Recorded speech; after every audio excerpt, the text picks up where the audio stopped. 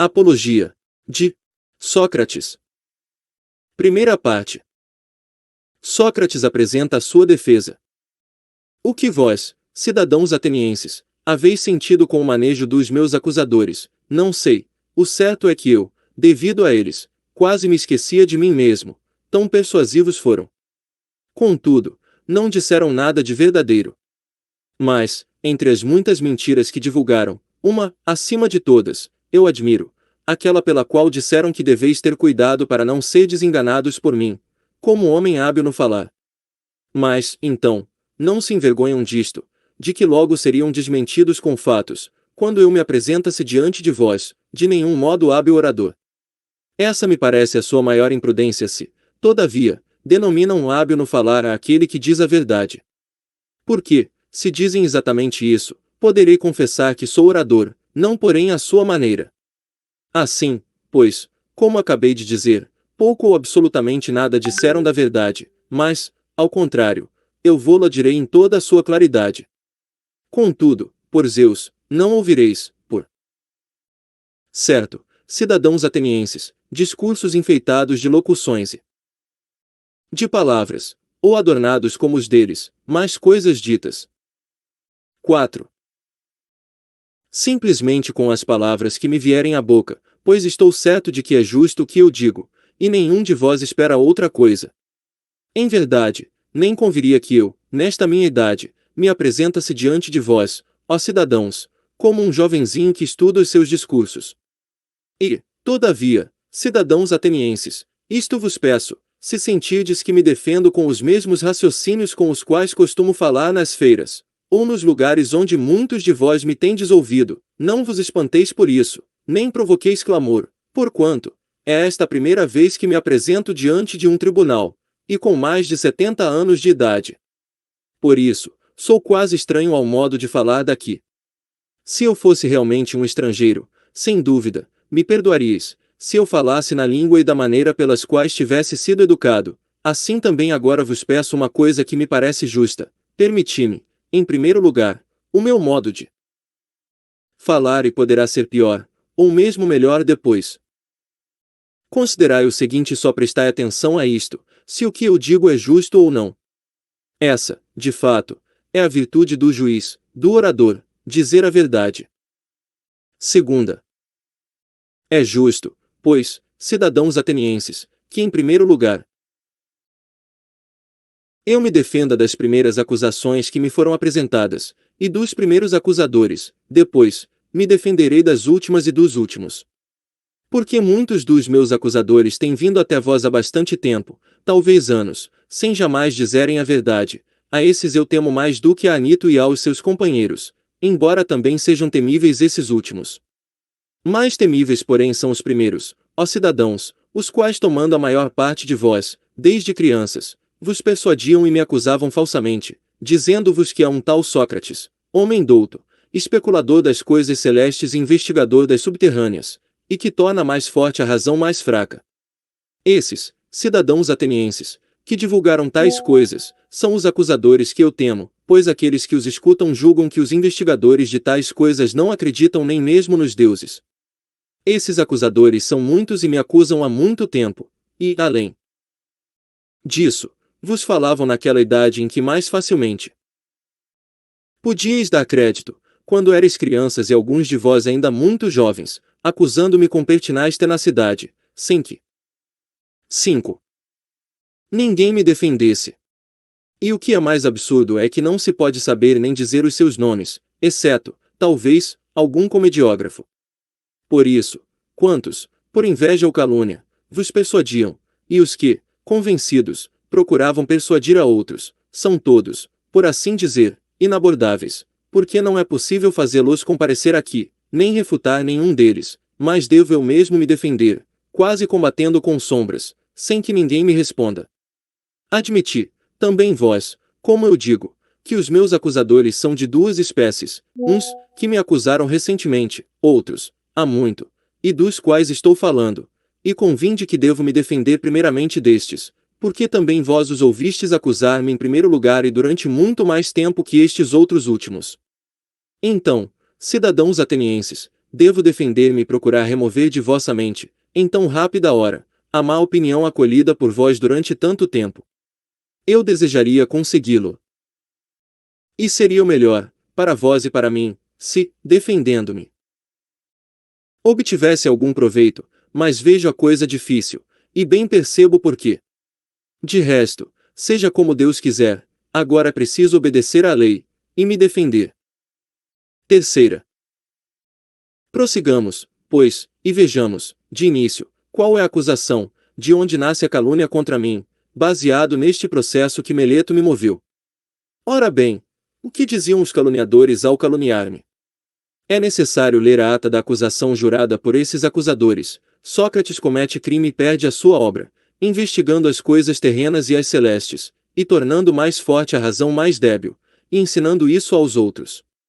Eis, mais ou menos, a acusação, e isso já vistes, na comédia de Aristófanes, onde aparece, aqui e ali, um Sócrates que diz caminhar pelos ares e exibe muitas outras tolices, das quais não entendo nem muito, nem pouco. E não digo isso por desprezar tal ciência, se é que há alguma sabedoria nela, mas o fato é, cidadãos atenienses, que de maneira alguma me ocupo de semelhantes coisas, e apresento as testemunhas, vós mesmos, e peço que vos informeis reciprocamente, e mutuamente vos interrogueis. Quantos de vós me ouviram discursar algum dia, e muitos? Dentre vós sois desses, perguntai-vos uns aos outros se alguém. 6. Alguma vez me ouviu falar, ou muito, ou pouco, sobre tais assuntos, e então reconhecereis que tais são, do mesmo modo, as outras mentiras que dizem de mim. Quarta. Na realidade, nada disso é verdadeiro, e se tendes ouvido de alguém que instrui e ganho dinheiro com isso, não é verdade. Embora, em realidade, isso me pareça bela coisa, que alguém seja capaz de instruir os homens, como Gorgias Leutino, pródigo de Cou, e Hipias de Éride. Porquanto, cada um desses, ó cidadãos, passando de cidade em cidade, é capaz de persuadir os jovens, os quais poderiam conversar gratuitamente com todos os cidadãos que quisessem, é capaz de persuadir a estar com eles, deixando as outras conversações. Mas aqui há outro erudito de Paros, o qual eu soube que veio para junto de nós, porque encontrei por acaso um que despendeu com os sofistas mais dinheiro que todos os outros juntos, Calhas de Hiponico. Tem 2 filhos e eu interroguei, Calhas, se os teus filhinhos fossem potrinhos ou bezerros, deveríamos escolher e pagar para eles um guardião, o qual os deveria aperfeiçoar nas suas qualidades inerentes. Seria uma pessoa que entendesse de cavalos e de pecuária. Mas, como são homens, qual é o mestre que deves tomar para eles? Qual é o que sabe ensinar tais virtudes, a humana e a civil? Creio bem que tens pensado nisso uma vez que tens 2 filhos. Haverá alguém ou não? Certamente. E eu perguntei, quem é, de onde é, e por quanto ensina? Eveno, de Paros, por 5 minas. E eu suponho Eveno muito feliz se verdadeiramente possui essa arte e a ensina com tal garbo. Mas o que é certo é que também eu me sentiria altivo e orgulhoso, se soubesse tais coisas. Entretanto, o fato é, cidadãos atenienses, que eu não sei. Vê, alguns de vós poderiam talvez se opor a mim. Mas Sócrates, o que é que fazes? De onde nasceram tais calunias? Se não tivesses te ocupado em alguma coisa tão diversa das coisas que os outros fazem, na verdade não terias. 7. Ganho tal fama, e não teriam nascido estas acusações contra ti. Dize, pois, o que é isso, a fim de que não te julguem a esmo. Quem assim fala, parece-me que fala justamente, e eu procurarei demonstrar-vos que jamais foi essa a causa de tal fama e de tal calúnia. Ouvi-me. Talvez possa parecer a algum de vós que eu esteja gracejando, entretanto, sabei-o bem, eu vos direi toda a verdade. Porque eu, cidadãos atenienses, se conquistei esse nome, foi por alguma sabedoria. Que sabedoria é essa? Aquela que é, talvez propriamente, a sabedoria humana. É, em realidade, arriscado ser sábio nela, mas aqueles de quem falávamos ainda há pouco seriam sábios de uma sabedoria mais que humana, ou não sei o que dizer, porque certo não a conheço.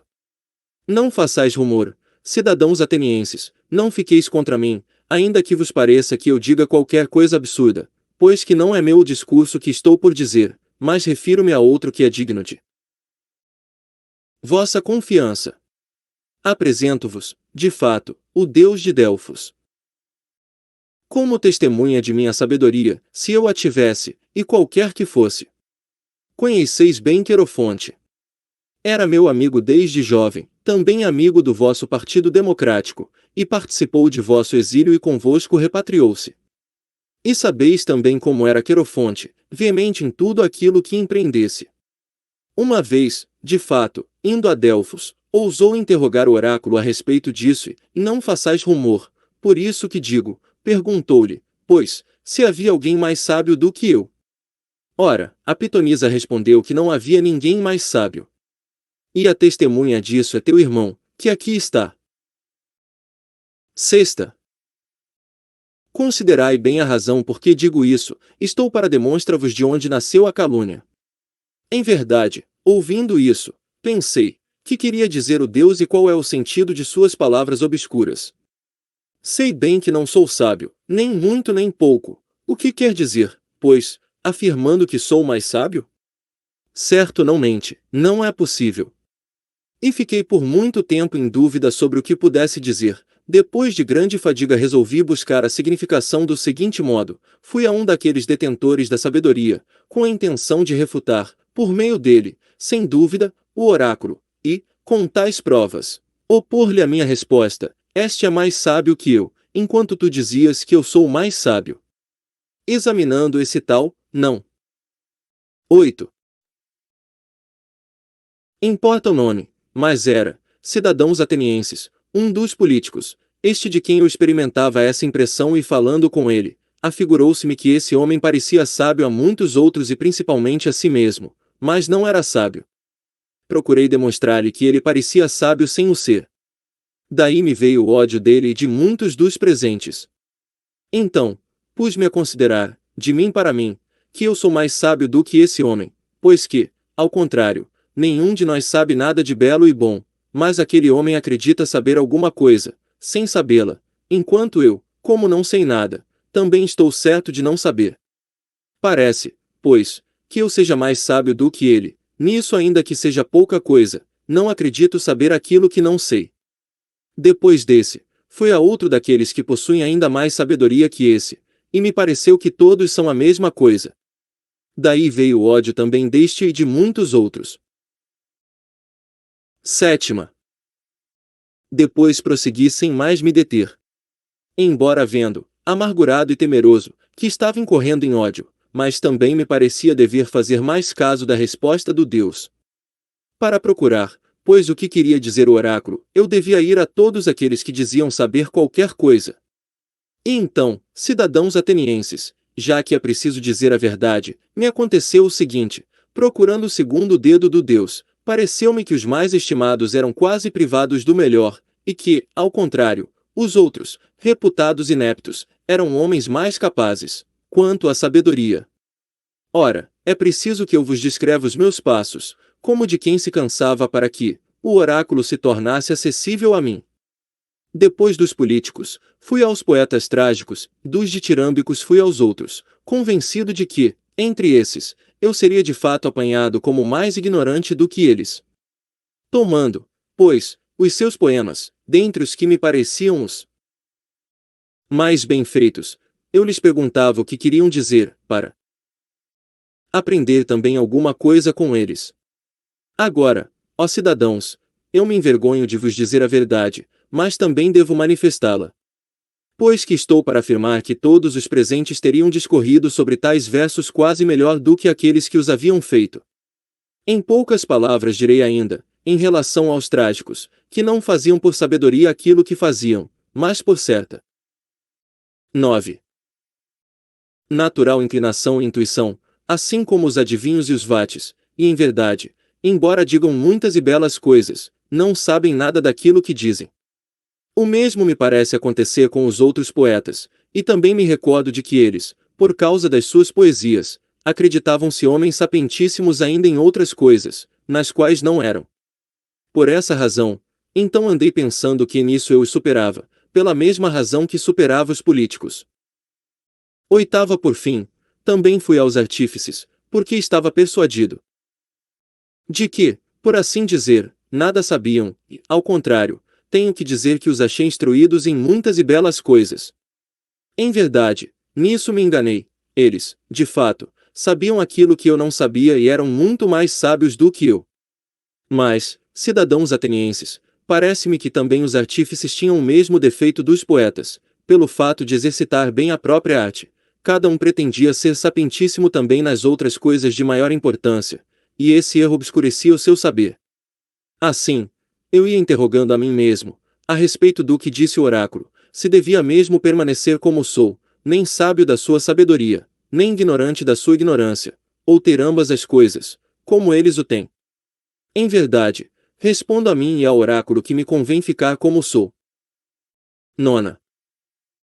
Ora, dessa investigação, cidadãos atenienses, me vieram muitas inimizades e tão odiosas e graves que delas se derivaram outras tantas calúnias e me foi atribuída a qualidade de sábio, pois que, a cada instante, os presentes acreditam que eu seja sábio naquilo em que refuto os outros. Do contrário, ó cidadãos, o Deus é que poderia ser sábio de verdade, ao dizer, no oráculo, que a sabedoria humana é de pouco ou nenhum preço, e parece que não tenha querido dizer isso de Sócrates, mas que se tenha servido do meu nome, tomando-me, por exemplo, como se dissesse, aqueles dentre vós, ó homens, são sapientíssimos os que, como Sócrates, tenham reconhecido que em realidade não tem nenhum mérito quanto à sabedoria. 10. Por isso, ainda agora procuro e investigo segundo a vontade do Deus, se algum dos cidadãos e dos forasteiros me parece sábio, e quando não, indo em auxílio do Deus, demonstro-lhe que não é sábio. E, ocupado em tal investigação, não tenho tido tempo de fazer nada apreciável, nem nos negócios públicos, nem nos privados, mas encontro-me em extrema pobreza, por causa do serviço do Deus. Além disso, os jovens ociosos, os filhos dos ricos, seguindo-me espontaneamente, gostam de ouvir-me examinar os homens, e muitas vezes me imitam, por sua própria conta, e empreendem examinar os outros, e então, encontram grande quantidade daqueles que acreditam saber alguma coisa, mas, pouco ou nada sabem. Daí, aqueles que são examinados por eles encolerizam-se comigo assim como com eles, e dizem que há um tal Sócrates, perfidíssimo, que corrompe os jovens. E quando alguém lhes pergunta o que é que ele faz e ensina, não tem nada a dizer, pois ignoram, e para não parecerem embaraçados, dizem aquela acusação comum, a qual é movida a todos os filósofos, que ensina as coisas celestes e terrenas, a não acreditar nos deuses, e a tornar mais forte a razão mais débil. Sim, porque não querem, a meu ver, dizer a verdade, isto é, que descobriram a presunção de seu saber, quando não sabem nada. Assim, penso, sendo eles ambiciosos e resolutos em grande número, e falando de mim concordemente e persuasivamente, vos encheram os ouvidos caluniando-me de há muito tempo e com persistência. Entre esses, arremessaram-se contra mim Meleto, Anito e Lícon, Meleto pelos poetas, Anito pelos artífices, Lícon pelos oradores. De modo que, como eu dizia no princípio, ficaria maravilhado se conseguisse, em tão breve tempo, tirar do vosso ânimo a força dessa calúnia, tornada tão grande. Eis a verdade, cidadãos atenienses, e eu falo sem esconder nem dissimular nada de grande ou de pequeno. Saibam, quantos o queiram, que por isso sou odiado, é que digo a verdade, e que tal é a calúnia contra mim e tais são as causas. E tanto agora como mais tarde ou em qualquer tempo, podereis considerar estas coisas, são como digo. X é suficiente, pois, esta minha defesa diante de vós, contra a acusação movida a mim pelos primeiros acusadores. Agora procurarei defender-me de Meleto, homem de bem e amante da pátria, como dizem, e um dos últimos acusadores. 11. Voltemos, portanto, ao ato de acusação, jurado por ele, como por outros acusadores. É mais ou menos assim, Sócrates comete crime corrompendo os jovens e não considerando como deuses os deuses que a cidade considera, porém outras divindades novas. Esta é a acusação. Examinemo-la agora, em todos os seus vários pontos. Diz, primeiro, que cometo crime, corrompendo os jovens. Ao contrário, eu digo, cidadãos atenienses, Meleto é quem comete crime, Porque brinca com coisas graves, conduzindo com facilidade os homens ao tribunal, aparentando ter cuidado e interesse por coisas em que de fato nunca pensou. Procurarei mostrar-vos que é assim como digo. Agora, diz-me, Meleto, não é verdade que te importa bastante que os jovens se tornem cada vez melhores, tanto quanto possível? Sim, é certo. Vamos, pois, diz-lhes quem os torna melhores. É claro que tu deves saber, sendo coisa que te preocupa, tendo de fato encontrado quem os corrompe, como afirmas, uma vez que me trouxeste aqui e me acusas. Continua, fala e indica-lhes quem os torna melhores. Vê, Meleto, calas e não sabes o que dizer. E, ao contrário, não te parece vergonhoso e suficiente prova do que justamente eu digo, que nunca pensaste em nada disso. Mas diz, homem de bem, quem os torna melhores? As leis. Mas não pergunto isso, ótimo homem, mas qual o homem que sabe, em primeiro lugar, isso exatamente, as leis? Aqueles, Sócrates, os juízes. Como, Meleto, esses são capazes de educar os jovens e os tornar melhores? Como não? Todos, ou alguns apenas, e outros não.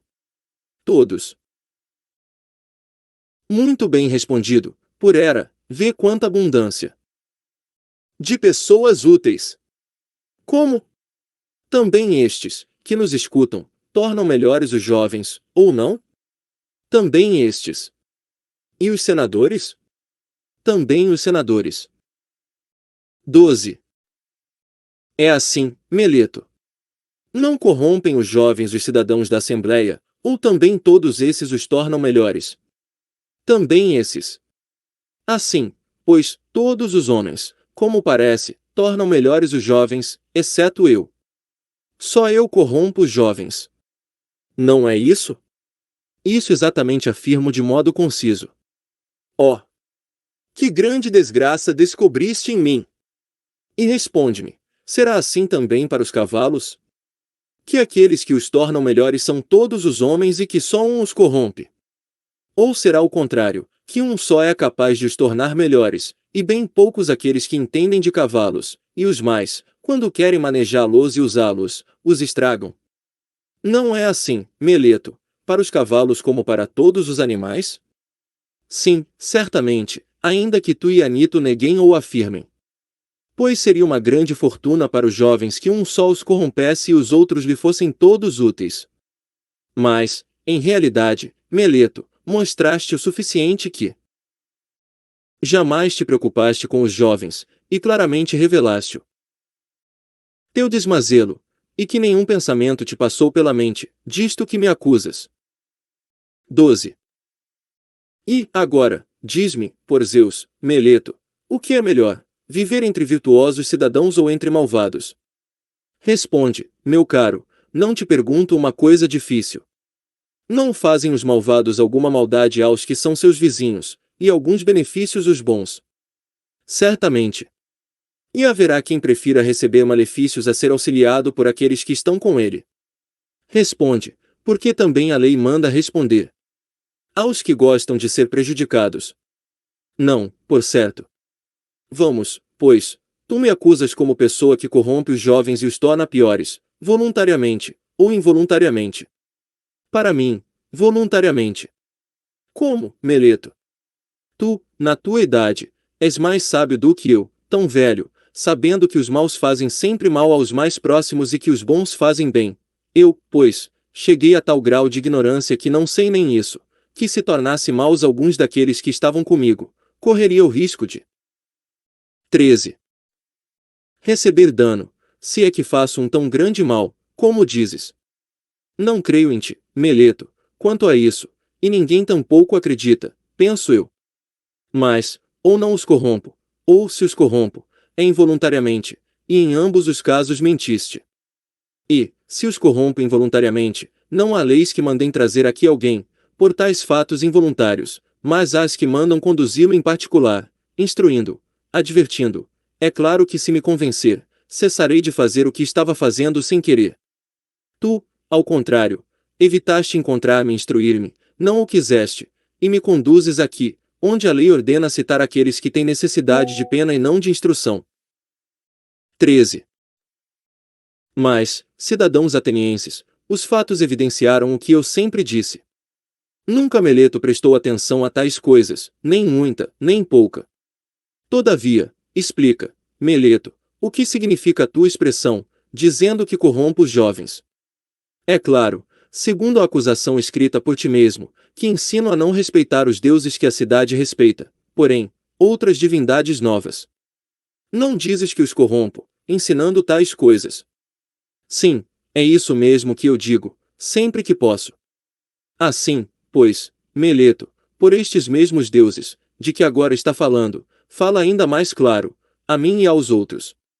Não consigo entender se dizes que eu ensino a acreditar que existem certos deuses e em verdade creio que existem deuses, e não sou de todo ateu, nem sou culpado de tal erro, mas não são os da cidade, porém outros, e disso exatamente me acusam, dizendo que eu creio em outros deuses. Ou dizes que eu mesmo não creio inteiramente nos deuses e que ensino isso aos outros? Eu digo isso, que não acreditas inteiramente nos deuses. Admirável Meleto, a quem disse eu isso? Não creio, pois, do mesmo modo que os outros homens, que o sol e a lua são deuses. Não, por Zeus, ó juízes, ele disse de fato que o sol é uma pedra, e a lua, terra. Tu acreditas acusar Anaxágoras, caro Meleto, e me desprezas tanto e me consideras tão privado de letras a ponto de não saber que os livros de Anaxágoras Clasomeno estão 14. Cheios de tais raciocínios. De modo que os jovens aprendem coisas de mim, pelas quais podem talvez, pagando todos no máximo uma dracma, rir-se de Sócrates, quando se lhe atribui arrogância, embora isso pareça estranho. Mas, por Zeus, assim te parece, que eu creio que não exista nenhum Deus. Nenhum, por Zeus, nenhum mesmo. És de certo indigno de fé, Meleto, e também a ti mesmo, me parece, tais coisas são inacreditáveis. Porque este homem, cidadãos atenienses, me parece a própria arrogância e imprudência, e certamente escreveu essa acusação por medo, intemperança e leviandade juvenil.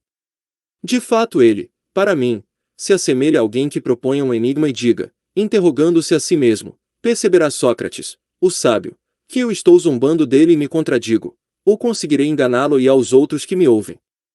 E, ao contrário, me parece que, no ato da acusação, se contradiz de propósito, como se dissesse, Sócrates comete crime, não acreditando-nos deuses, mas acreditando nos deuses. E isso, na verdade fazer zombaria. 14. Considerai, pois, comigo, ó cidadãos, de que modo me parece que ele diz isso.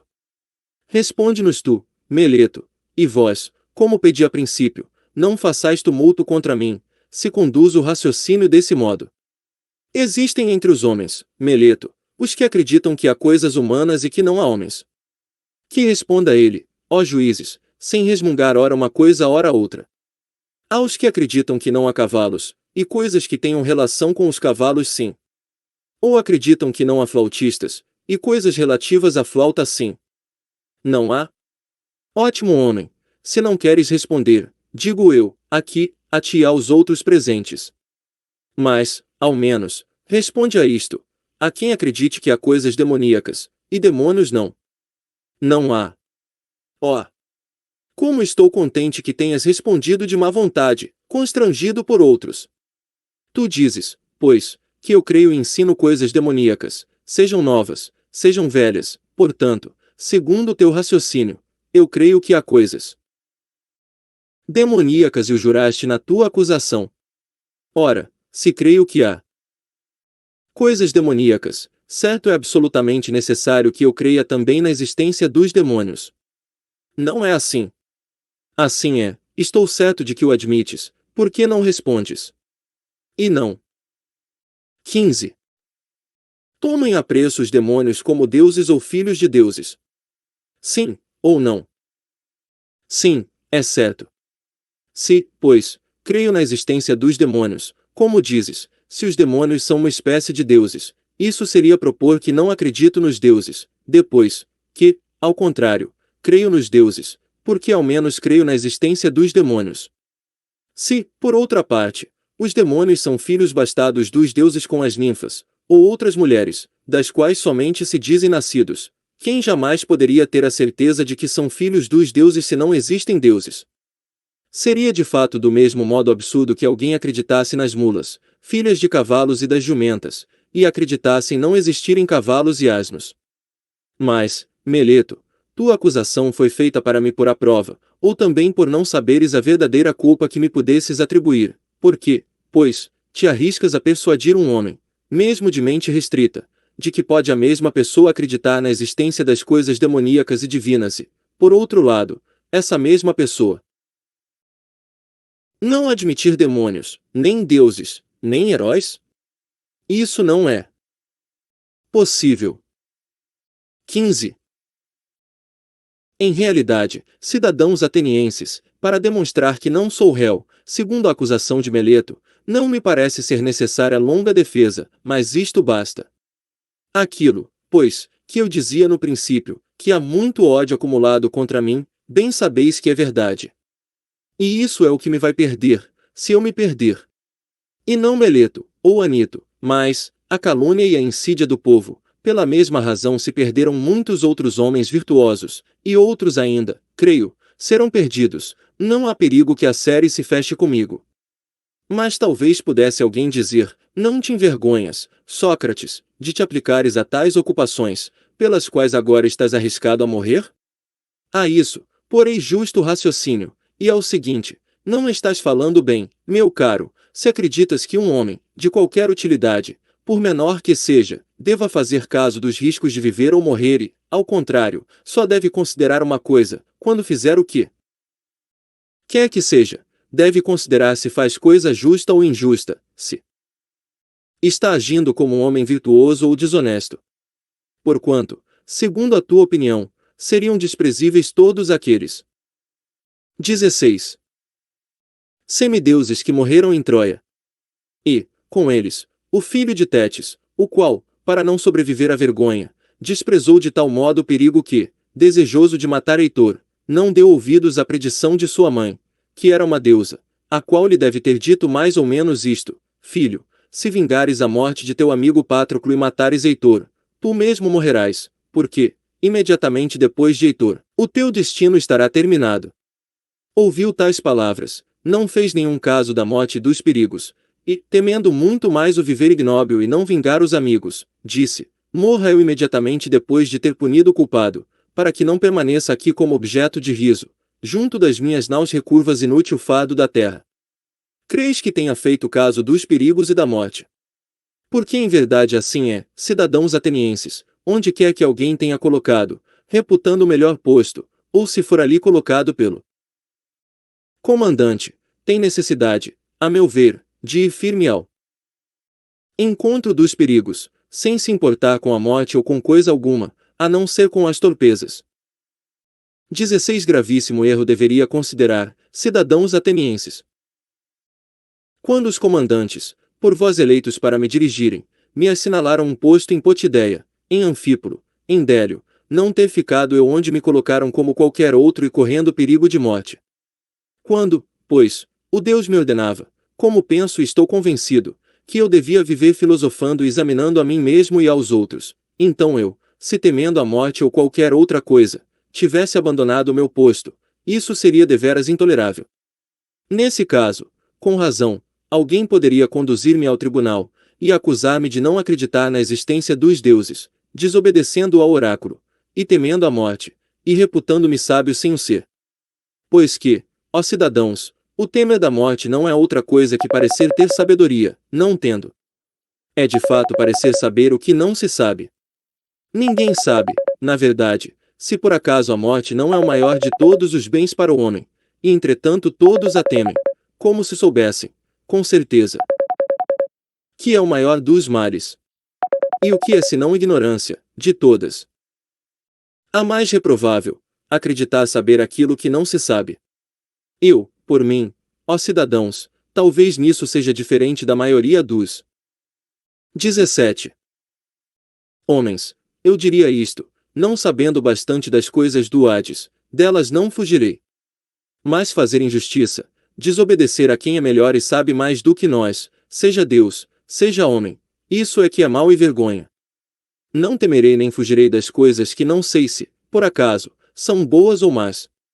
Anito disse que, ou não se devia, desde o princípio, trazer-me aqui, ou, uma vez que me trouxeram, não ser possível deixarem de me condenar à morte, afirmando que, se eu me salvasse, imediatamente os vossos filhos, seguindo os ensinamentos de Sócrates, estariam de fato corrompidos. Mas, se me absolvesseis, não cedendo a Anito, se me dissesseis, Sócrates, agora não damos crédito a Anito, mas te absolveremos, contanto que não te ocupes mais dessas tais pesquisas e de filosofar, porque, se fores apanhado ainda a fazer isso, morrerás. Se, pois, me absolvesseis sob tal condição, eu vos diria, cidadãos atenienses, eu vos respeito e vos amo, mas obedecerei aos deuses em vez de obedecer a vós, enquanto eu respirar e estiver na posse de minhas faculdades, não deixarei de filosofar e de vos exortar ou de instruir cada um, quem quer que seja que vier à minha presença, dizendo-lhe, como é meu costume, ótimo homem, tu que és cidadão de Atenas, da cidade mais famosa pelo saber e pelo poder, não te envergonhas de fazer caso do dinheiro, da glória e das honrarias, e depois, não fazer caso e nada te importares com a sabedoria nem com a verdade?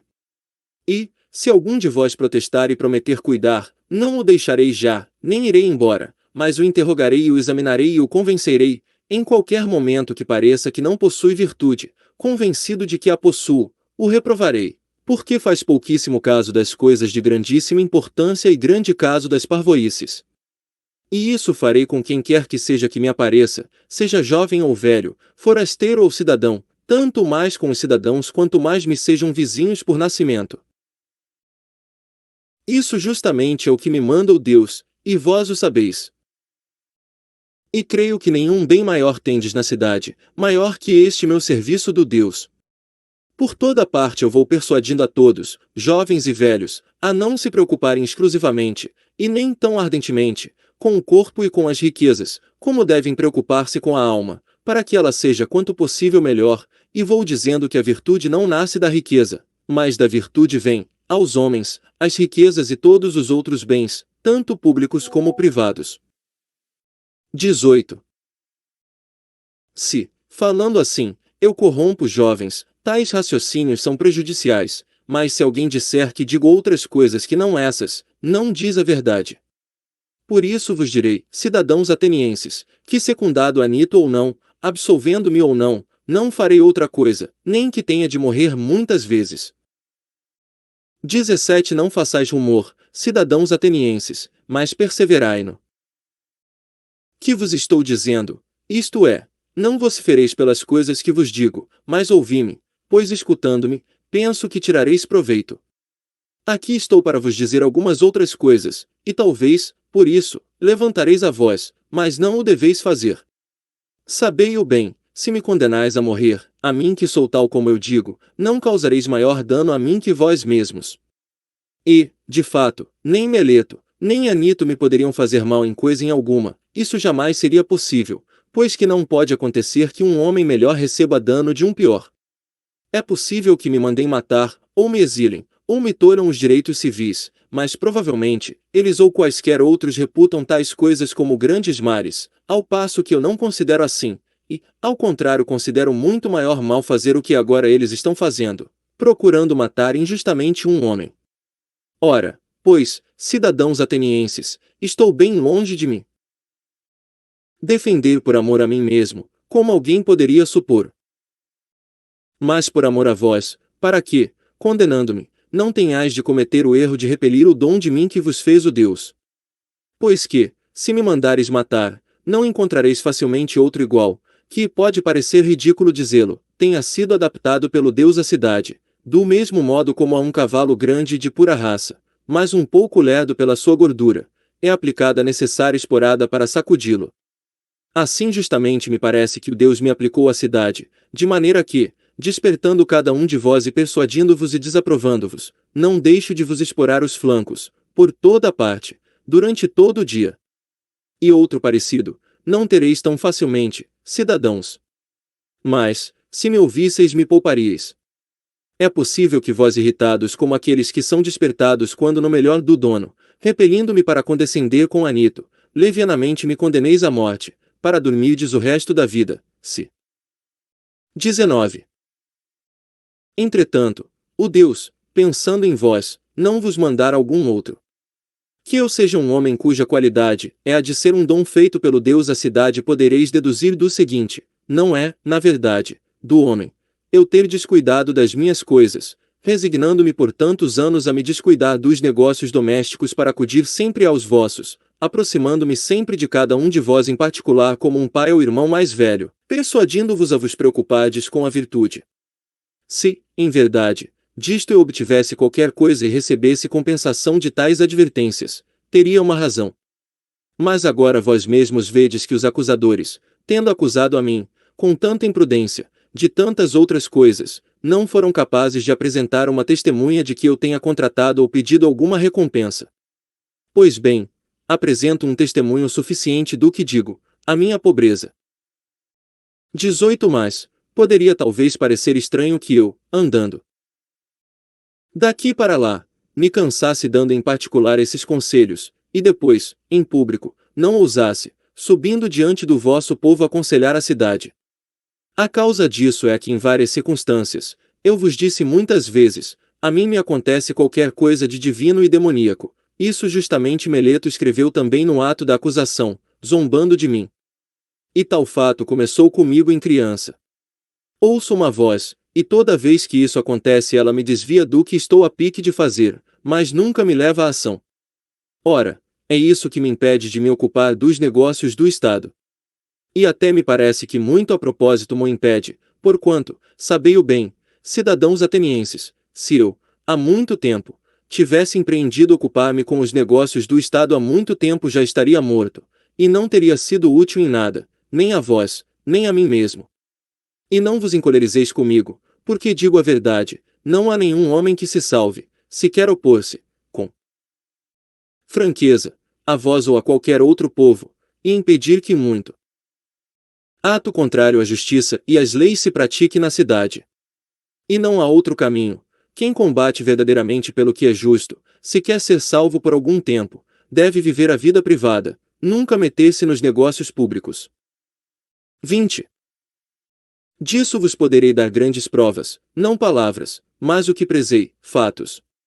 Ouvi, pois, de minha boca, o que me aconteceu, para que não saibais que não há ninguém a quem eu tenha feito concessões com desprezo da justiça e por medo da morte, e que, ao mesmo tempo, por essa recusa de toda concessão deverei morrer. Dir-vos-ei talvez coisas comuns e pedantescas, mas verdadeiras. De fato, cidadãos atenienses, não tenho mais nenhum cargo público na cidade, mas fui senador, e a nossa anticoida coube por sorte a Pritânia, quando quisestes que aqueles 10 estrategistas, que não haviam recolhidos os mortos e os náufragos da batalha naval, fossem julgados coletivamente, contra a lei, no que todos vós conviestes. Então somente eu, dos pritanos, me opus a vós, não querendo agir em oposição à lei, e votei contra. E, embora os oradores estivessem prontos a me acusar e me prender, e vós os encorajasseis vociferando, mesmo assim, achei que me convinha mais correr perigo com a lei e com o que era justo, do que, por medo do cárcere e da morte, estar convosco, vós que deliberáveis o injusto. Isso acontecia quando a cidade era ainda governada pela democracia. Quando veio a oligarquia, os 30, novamente tendo me chamado, em quinto lugar, ao tolo, ordenaram-me que fosse a Salamina buscar o leão Salamínio, para que fosse morto. Muitos fatos desse gênero tinham sido ordenados a muitos outros, com o fim de cobrir de infâmia quanto pudessem. Também naquele momento, não com palavras, mas com fatos, demonstrei de novo que a morte não me importava, ou me importava menos que um figo, eu diria se não fosse indelicado dizê-lo. Mas não fazer nada de injusto e de ímpio, isso sim, me importa acima de tudo. Pois aquele governo, embora tão violento, não me intimidou, para que fizesse alguma injustiça, mas quando saímos de Tolo, os outros 4 foram a Salaminas e trouxeram leão, e eu, ao contrário, afastei-me deles e fui para casa. Naquela ocasião, eu teria sido morto, se o governo não fosse derrubado pouco depois. E disso tendes testemunhas em grande número. 19 Ora, julgais que eu teria vivido tantos anos, se me tivesse aplicado aos negócios públicos, e procedendo como homem de bem, tivesse defendido as coisas justas. Como deve ser, tivesse dado a isso maior importância. Muito longe disso. 21.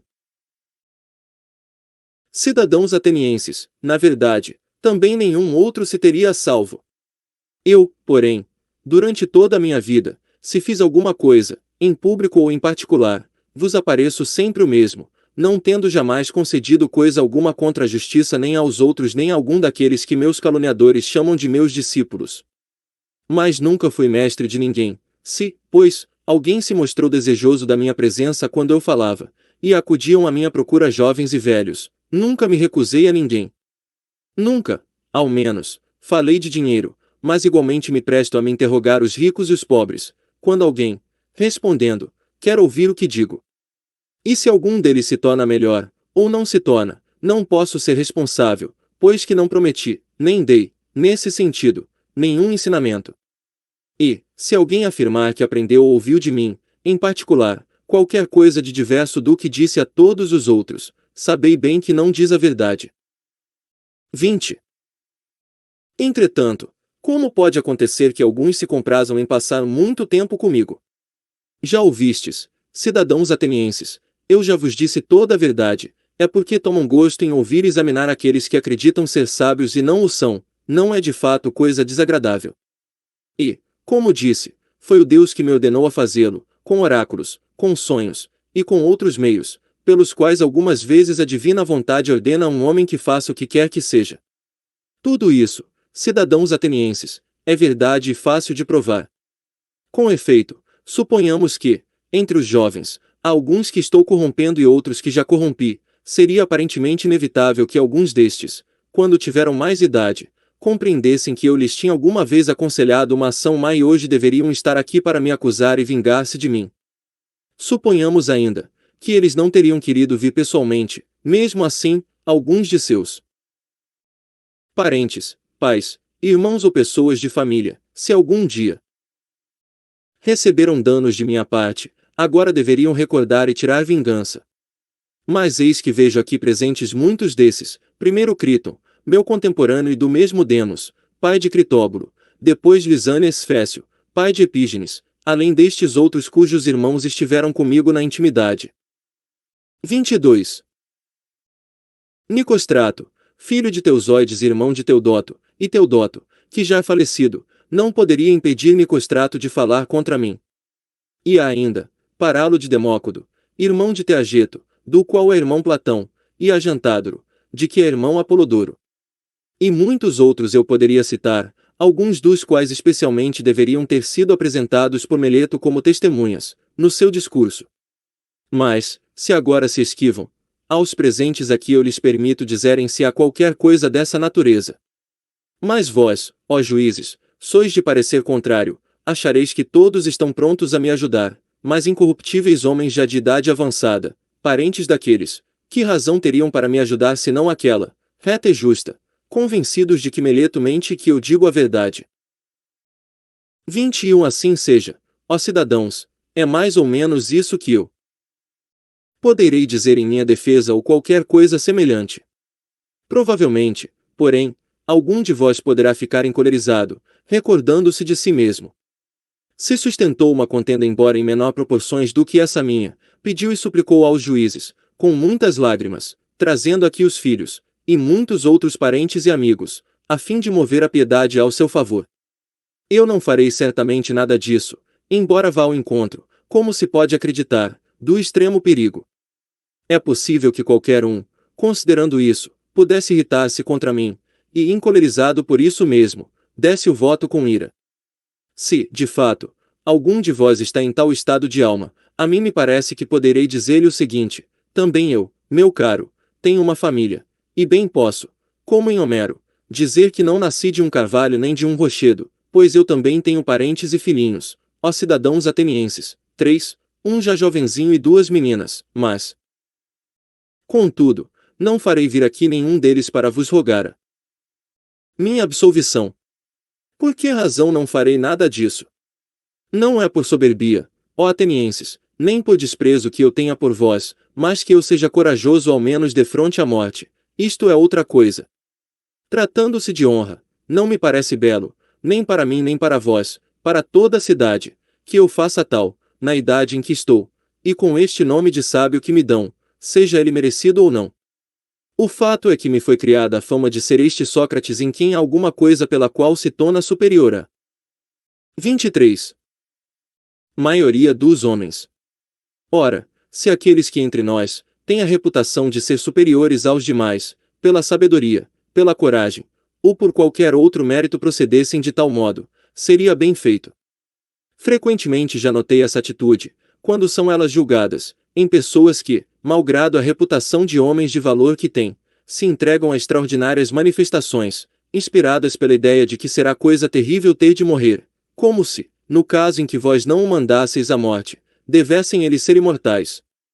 São esses homens que, a meu ver, cobrem a cidade de vergonha, e que poderiam suscitar entre os estrangeiros a convicção daqueles que os próprios atenienses escolheram, de preferência, para serem os seus magistrados e para as demais dignidades, não se diferenciem das mulheres.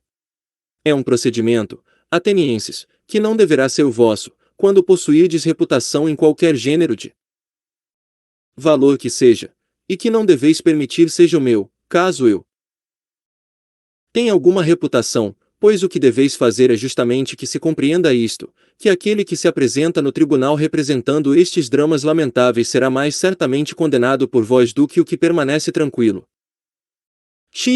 Mas mesmo não fazendo caso da reputação, ó cidadãos, não me parece também justo suplicar aos juízes e evitar a condenação com rogos, mas iluminá-los e persuadi-los. Que o juiz não ceda já por isso, não dispense sentença a favor, mas a pronuncie retamente e jure condescender com quem lhe agrada, mas proceder segundo as leis. Por isso, nem nós devemos habituar-vos a proceder contra o vosso juramento, nem vós deveis permitir que nos habituemos a fazê-lo. Não espereis, cidadãos atenienses, que eu seja constrangido a fazer, diante de vós, coisas tais que não considero nem belas, nem justas, nem santas, especialmente agora, por Zeus, que sou acusado de impiedade por Meleto. É evidente que, se com todo o vosso juramento, eu vos persuadisse e com palavras vos forçasse, eu vos ensinaria a considerar que não existem deuses, e assim, enquanto me defendo, em realidade me acusaria, só pelo fato de não crer nos deuses. 24. Mas a coisa está bem longe de ser assim, porquanto, cidadãos atenienses, creio neles, como nenhum dos meus acusadores, e encarrego a vós e ao Deus de julgar a mim, do modo que puder ser o melhor para mim e para vós. Segunda parte. Sócrates é condenado e sugere a sua sentença. Xii. A minha impassibilidade, cidadãos atenienses, diante da minha condenação, entre muitas razões, deriva também desta: eu contava com isto, e até, antes me espanto do número dos dois partidos. Por mim, não acreditava que a diferença fosse assim de tão poucos, mas de muitos, pois, se somente 30 fossem da outra parte, eu estaria salvo. Nota: dos 501 juízes, 280 a favor e 220 contra. De Meleto, ao contrário, estou livre, me parece ainda, e isso é evidente a todos. Se Anito e Licon não viessem aqui me acusar, Meleto teria sido multado em 1000 dracmas, não tendo obtido o quinto dos votos. Eles pedem, pois, para mim, a pena de morte. Pois bem, atenienses, que contraproposta vos farei eu? A que mereço, não é assim? Qual, pois? Que pena ou multa mereço eu, que em toda a vida não repousei um momento, mas descuidando daquilo que todos têm em grande conta, a aquisição de riquezas e a administração doméstica, e os comandos militares, e as altas magistraturas, e as conspirações, e os partidos que surgem na cidade, conservei-me na realidade de ânimo bastante brando para que pudesse, fugindo de tais intrigas, me livrar delas, não indo aonde a minha presença não fosse de nenhuma vantagem nem para vós nem para mim mesmo. Voltava-me, ao contrário, para os lados aonde eu poderia levar, a cada um em particular, os maiores benefícios, procurando persuadir cada um de vós a não se preocupar demasiadamente com suas próprias coisas, antes que de si mesmo, para se tornar quanto mais honesto fosse possível, a não cuidar dos 25 negócios da cidade antes que da própria cidade, e preocupar-se, assim, do mesmo modo, com outras coisas. De que sou digno eu, tendo assim procedido? De um bem, cidadãos atenienses, se devo fazer uma proposta conforme o mérito, e um bem tal que me possa convir. E, que convenha a um pobre benemérito que tem necessidade de estar em paz, para vos exortar ao caminho reto.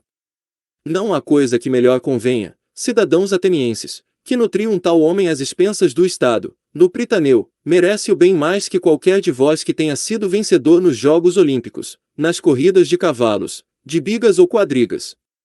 Esse homem, porém, homem rico, não tem necessidade de que se cuide da sua subsistência, mas eu sim, tenho necessidade. Portanto, se devo fazer uma proposta segundo a justiça, eis o que indico para mim, ser, às expensas do Estado, sustentado no Pritaneu. XXV ao contrário, talvez vos pareça que eu, ainda falando disso, o faça com arrogância, pouco mais ou menos como quando falava da consideração e dos rogos, mas não é assim, cidadãos atenienses, antes é deste modo, estou persuadido de que não ofendo ninguém por minha vontade, mas não vos posso persuadir também disto, porque o tempo em que estamos raciocinando juntos é brevíssimo, e eu creio que, se as vossas leis, como as de outros povos, não decidissem um juízo capital em um dia, mas em muitos, vos persuadiria, ora, não é fácil, em tão pouco tempo, destruir tão grandes calúnias. Estando, pois, convencido de não ter feito injustiça a ninguém, estou bem longe de fazê-la, a mim mesmo e dizer, em meu dano, que mereço um mal, e me assinalar um de tal sorte. Que devo temer? É possível que eu não tenha de sofrer a pena que me assinala Meleto, e que eu digo ignorar se será um bem ou mal. E, ao contrário disso, deverei escolher uma daquelas que sei bem ser um mal, e propor-me essa pena. Ó! Cárcere!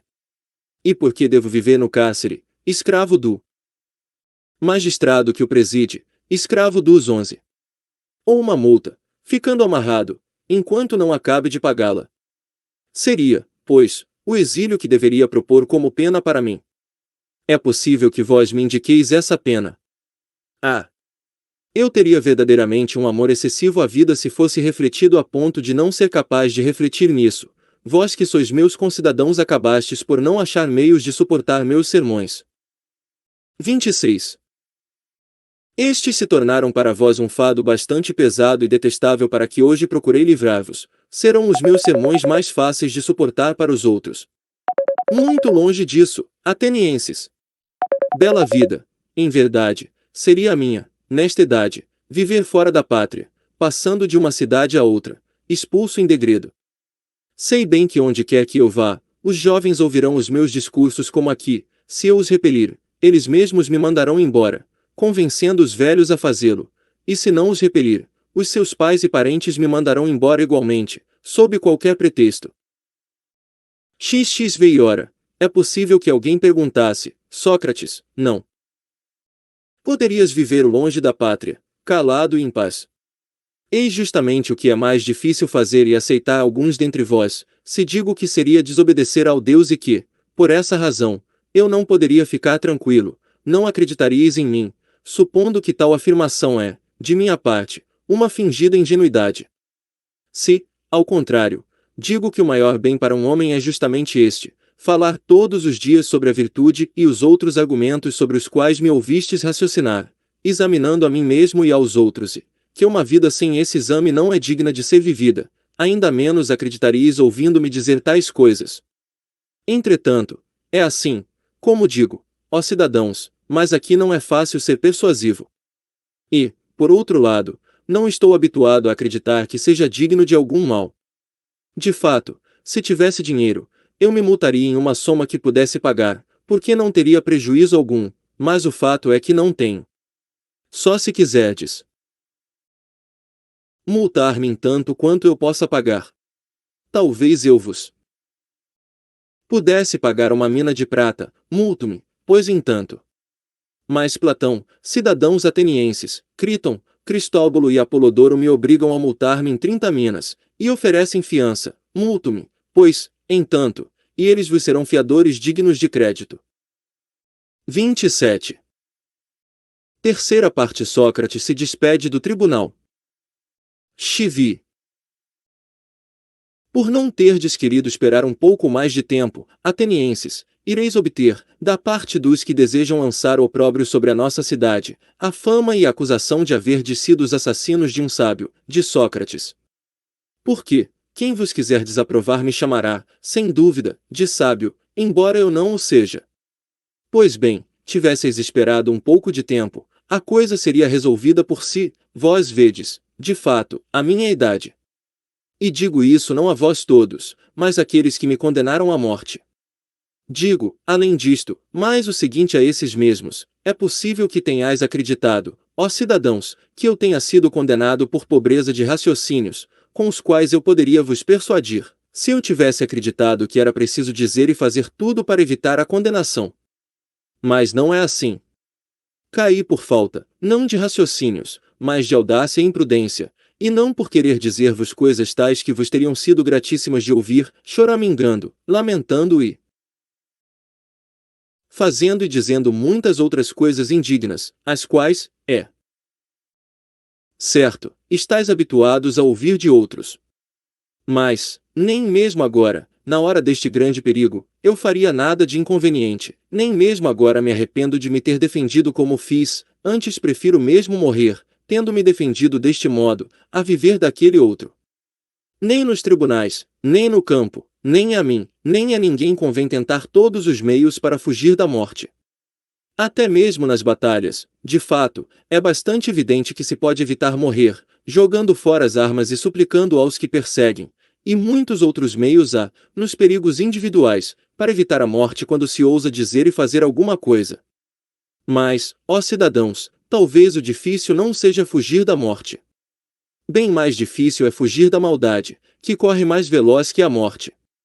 E agora eu, preguiçoso como sou, e velho, fui apanhado pela mais lenta, enquanto os meus acusadores, válidos e lépidos, foram apanhados pela mais veloz, a maldade. Assim, eu me vejo condenado à morte por vós, condenados. De verdade, que sois criminosos de improbidade e de injustiça. Eu estou dentro da minha pena, vós dentro da vossa. 28. E, talvez, essas coisas devessem acontecer mesmo assim.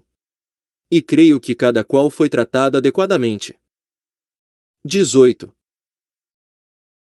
Agora, pois, quero vaticinar-vos o que se seguirá, ó vós que me condenastes, porque já estou no ponto em que os homens podem vaticinar, quando estão para morrer, digo-vos, de fato, ó cidadãos que me condenaram, que logo depois da minha morte virá uma vingança muito mais severa, por Zeus, do que aquela pela qual me tendes sacrificado.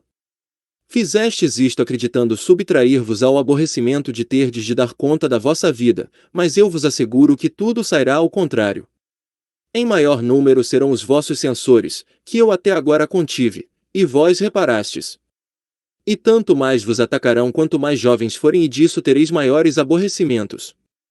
Se acreditais, matando os homens, entreter alguns dos vossos críticos, não pensais bem, esse modo de vos livrardes, não é de certo eficaz nem belo, mas belíssimo e facílimo é não contrariar os outros, mas aplicar-se a se tornar, quanto se puder, melhor. Faço, pois, este vaticínio a vós que me condenastes. Chego ao fim.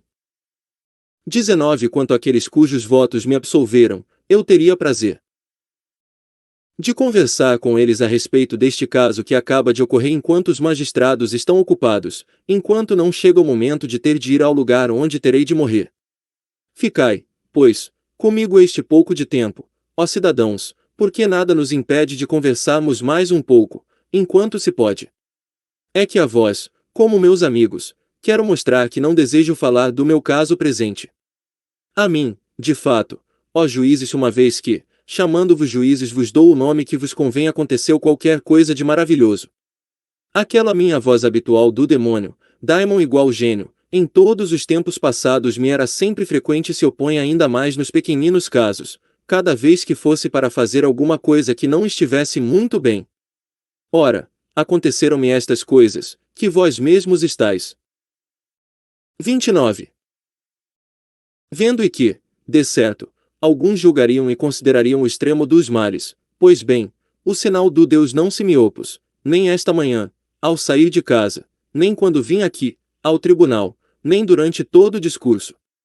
Em todo este processo, não se opus uma só vez, nem a um ato, nem a palavra alguma.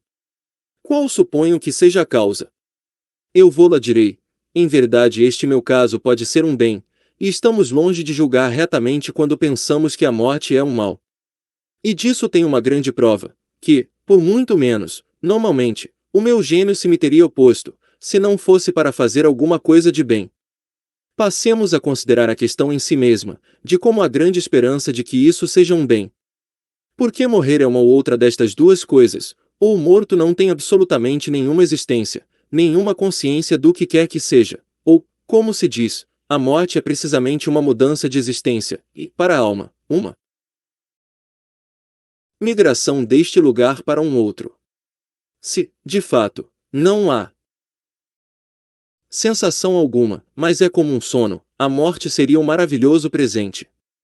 Creio que, se alguém escolhesse a noite na qual tivesse dormido sem ter nenhum sonho, e comparasse essa noite às outras noites e dias de sua vida e tivesse de dizer quantos dias e noites na sua vida havia vivido melhor, e mais docemente do que naquela noite, creio que não somente qualquer indivíduo mas até um grande rei acharia fácil escolher a esse respeito, lamentando todos os outros dias e noites. Assim, se a morte é isso, eu por mim a considero um presente, porquanto, desse modo, todo o tempo se resume a uma única noite. Se, ao contrário, a morte é como uma passagem deste para outro lugar, e, se é verdade o que se diz que lá se encontram todos os mortos, qual o bem que poderia existir, ó juízes, maior do que este? Porque, se chegarmos ao Hades, libertando-nos destes que se vangloriam serem juízes, havemos de encontrar os verdadeiros juízes, os quais nos diria que fazem justiça a Colá, Monos e Radamante, Eco e Triptolemo, e tantos outros deuses e semideuses que foram justos na vida, seria então essa viagem uma viagem de se fazer pouco caso. Que preço não seríeis capazes de pagar, para conversar com Orfeu, Museu, Hesíodo e Homero? Quero morrer muitas vezes, se isso é verdade, pois para mim especialmente a conversação acolá seria maravilhosa quando eu encontrasse Palamedes e Ajax Telamonio, e qualquer um dos antigos, mortos por injusto julgamento. E não. 30. Seria sem deleite, me parece, confrontar o meu com os seus casos e, o que é melhor, passar o tempo examinando e confrontando os de lá com os de cá, os últimos dos quais têm a pretensão de conhecer a sabedoria dos outros, e acreditam ser sábios sem o ser. A que preço, ó juízes, não se consentiria em examinar aquele que guiou o grande exército a Troia, Ulisses, Sísifo, ou os incontáveis outros? Isso constituiria inefável felicidade. Com certeza aqueles de lá são mais felizes do que os de cá, mesmo porque são imortais, se é que o que se diz é verdade. XXX Mas também vós, ó juízes, deveis ter boa esperança em relação à morte, e considerar esta única verdade, que não é possível haver algum mal para um homem de bem, nem durante a vida, nem depois da morte, e que os deuses não se interessam do que a ele concerne, e que, por isso mesmo, o que hoje aconteceu, no que a mim concerne, não é devido ao acaso, mas é a prova de que para mim era melhor morrer agora e ser libertado das coisas deste mundo. Eis também a razão por que a divina voz não me dissuadiu, e porque, de minha parte, não estou zangado com aqueles cujos votos me condenaram, nem contra meus acusadores. Não foi com esse pensamento, entretanto, que eles votaram contra mim, que me acusaram, pois acreditavam causar-me um mal. Por isto é justo que sejam censurados. Mas tudo o que lhes peço é o seguinte: quando os meus filhinhos ficarem adultos, atormentai-os como eu os vos atormentei, quando vos parecer que eles cuidam mais de riquezas e de honrarias do que da verdade. E, se acreditarem ser qualquer coisa não sendo nada, reprovai-os, como eu a vós, não vos preocupeis com aquilo que não lhes é devido. E, se fizerdes isso, terei de vós o que é justo, eu e os meus filhos. É a hora de irmos, eu para a morte, vós para as vossas vidas, quem terá a melhor sorte? Só os deuses sabem. Asterisco asterisco asterisco asterisco asterisco asterisco asterisco asterisco asterisco asterisco asterisco asterisco asterisco asterisco asterisco asterisco. 31. Autor e obra. Platão, 4287-3487 a.C. Nasceu em Atenas, por volta de 4287, e era membro de uma aristocrática e ilustre família.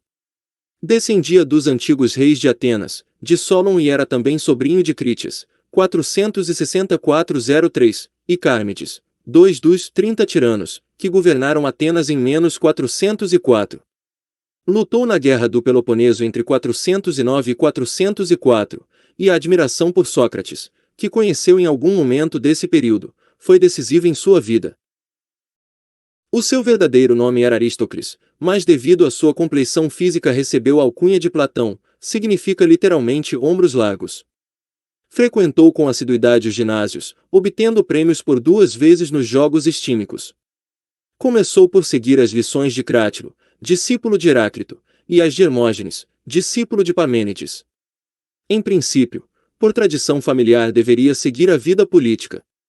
Contudo, a experiência do governo dos 30 tiranos que governaram Atenas por imposição de Esparta, 403 a.C., e da qual fazia parte 2 dos seus tios Crístias e Cármides, distanciaram-no desta opção de vida, pelo menos do modo como a política era exercida. O fato que mais o marcou foi a influência que sobre ele exerceu Sócrates, tendo-se feito seu discípulo por volta de 408, quando contava 20 anos. Nele encontrou o mestre, que veio a homenagear na sua obra, fazendo-o interlocutor principal da quase totalidade dos seus diálogos. Após a morte de Sócrates, em 399 a.C., Platão realizou inúmeras viagens, travando contato com importantes filósofos e escolas de pensamento suas contemporâneas. Em Megara, travou contato com Euclides e sua escola, no Egito, Sicília e Magna Grécia, aprofundou seus conhecimentos através do 32. Contato com a sabedoria egípcia e os ensinamentos eleáticos e pitagóricos, este último especialmente através do encontro com Arquitas de Tarento. De passagem por Siracusa, ligou-se a Dion e Dionísio, tirano de Siracusa. Estas 2 personagens desempenharam papel fundamental na posterior vida política de Platão. De volta a Atenas, fundou em 387 a Academia, passando a dedicar-se ao ensino e à composição de sua obra filosófica. Em 365 e em 361 esteve novamente em Siracusa, a pedido do amigo Dion, numa tentativa inútil de transformar o jovem Dionísio II, 367342, filho e sucessor de Dionísio Z, no rei filósofo, que idealizara. Desiludido com a dificuldade de colocar em prática suas ideias filosóficas, Platão não mais saiu de Atenas. Durante o último período da sua vida continuou a dirigir a academia, e escreveu o Timeu, o Crítias e as Leis, que não chegou a acabar, falecendo por volta de 347.